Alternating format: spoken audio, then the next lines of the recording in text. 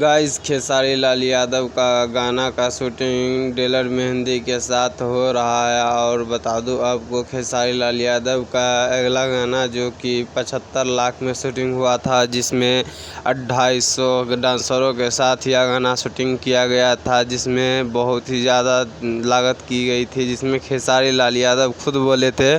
और इसमें डेलर मेहंदी के साथ खेसारी लाल यादव पंजाबी सुपरस्टार जो है डेलर मेहंदी, उसके साथ गाना लाए हैं। वो गाना रंग दे बसंती में रहेगा फिल्म में।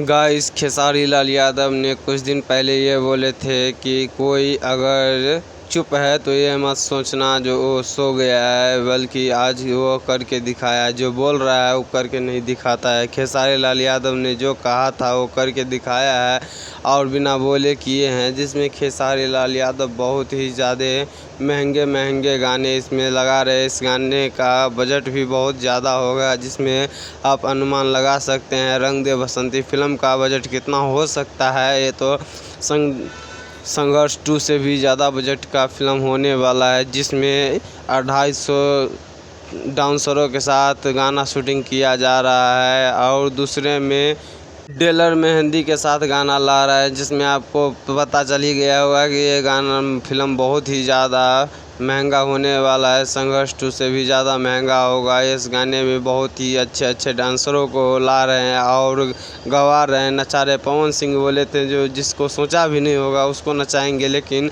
खेसारी लाल ने नचा के दिखा रहा है, जिसको आप लोग देख सकते हैं।